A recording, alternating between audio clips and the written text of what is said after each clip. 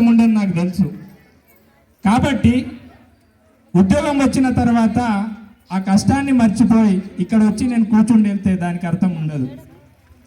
నేను ఎప్పుడు ఆలోచిస్తా, నేను ముందే చెప్పాను, నేను కాస్త స్వార్థంతో ఆలోచిస్తా. ఆ స్వార్థం ఏదైనా ఉంది అంటే నా పాఠశాల, మన పాఠశాల, నేను పనిచేస్తున్న పాఠశాల మిగతా పాఠశాల కంటే గొప్పగా ఉండాలని ఆలోచిస్తాను. మిత్రులారా, ఎప్పుడైనా చూడండి, నేను ఎక్కడ వెళ్ళినా కూడా నా తోటి ఉపాధ్యాయులు మేమందరం కూడా ఒక ఐక్యతో పనిచేసి ఆ స్కూల్ని ఖచ్చితంగా ముందంజలో తెచ్చుకోండి. పీటీఎం మీటింగ్లలో వచ్చిన కొందరే కావచ్చు, ప్రతి పీటీఎం మీటింగ్లో చెప్పినటువంటి ప్రతి మాటని నేను మా ఉపాధ్యాయులు అందరూ కలిసి నెరవేర్చాం. ప్రతి తరగతి గదికి ఒక టీవీని, ఎందుకు అంటే ఈరోజు డిజిటల్ బోధన వచ్చింది కాబట్టి ఆ డిజిటల్ బోధన మన పాఠశాల ఎందుకు ఉండకూడదు అనిపించింది. కాబట్టి ప్రతి తరగతి గదిలో కూడా ఒక టీవీ ఎల్ఈడి అనేది ప్రొవైడ్ చేయడం జరిగింది.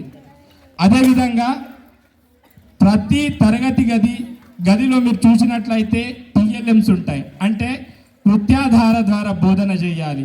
కృత్యాధార ద్వారా బోధన చేసినప్పుడు మాత్రమే పిల్లలకు అర్థమవుతుంది. ఎందుకు అంటే ఆ కృత్యాధార బోధనలో పిల్లలంతా ఇన్వాల్వ్ అవుతారు, ఆడుకుంటారు. దానికి నిలువెత్తు నిదర్శనమే ఇప్పుడు మీ పిల్లలు చేసినటువంటి, మన పిల్లలు చేసినటువంటి డ్యాన్స్ పర్ఫార్మెన్స్. మీరు ఒక్కసారి ఆలోచించండి, మీరు లక్షల డబ్బు పెట్టి ప్రైవేట్ పాఠశాలకు పంపిస్తారు. ఆ ప్రైవేట్ పాఠశాలకు పంపించేటప్పుడు మీరు పిల్లల కంటే ముందు లేస్తారు, వాళ్ళకు భోజనాన్ని తయారు చేసి ఇస్తారు, వాళ్ళకు డ్రెస్సులు తొడిగిస్తారు, వాళ్ళకు కావాల్సినటువంటి ప్రతి సౌకర్యాన్ని దగ్గరుండి మరి చేస్తారు. బస్ రాగానే పరిగెత్తుకుంటూ వెళ్ళి ఆ బస్ ఎక్కిస్తారు. మరి ఇక్కడ ఎందుకలా? ఎందుకని నేను మిమ్మల్ని ప్రశ్నిస్తున్నా. ఆలోచించారా ఎప్పుడైనా? మరి ఏంటిది? ఏం తక్కువ 5 నిమిషాలకు స్కూల్ ప్రారంభమైతే 1 టైం స్కూల్, పిల్లలు వచ్చేది 9:30కి. మరి ఎవరిది ఇక్కడ తప్పు? ఎవరిది? పిల్లలదా, తల్లిదండ్రులదా? నా దృష్టిలో తప్పు తల్లిదండ్రులదే. అవునా కాదా?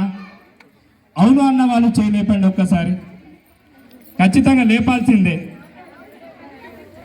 మీరు ఒకవేళ కాదంటే మీ పిల్లలు ఎవరైతే లేట్ వచ్చిండ్రో ఇక్కడే ఉన్నారో వాళ్ళకి అడుగుతా, ఆ తప్పు ఎవరిదిరా అంటే నేను చాలాసార్లు అడిగాను, సార్ మా అమ్మ ఈరోజు వంట లేట్ చేసిందని చెప్పిన రోజులు ఉన్నాయి. సార్ మా అమ్మ ఈరోజు నాకు బట్టలు తొడిగడం లేట్ అయిందని చెప్పిన రోజులు ఉన్నాయి. కాబట్టి నేను మిమ్మల్ని అడుగుతున్నామ్మా, మీరు ఒక్కసారి ఆలోచించండి. ప్రైవేట్ స్కూల్లో వెళ్ళే పిల్లల కంటే విలువైన నైతికలతో కూడిన విద్యను అందిస్తున్నారు మా సహోపాధ్యాయులందరూ కూడా. మీ పిల్లల గురుకులాలో సీట్లు వచ్చాయి, మీరు వచ్చేటప్పుడు చూసి ఉండొచ్చు, ఫ్లెక్సీలో 3 ఫోటోలు ఉన్నాయి.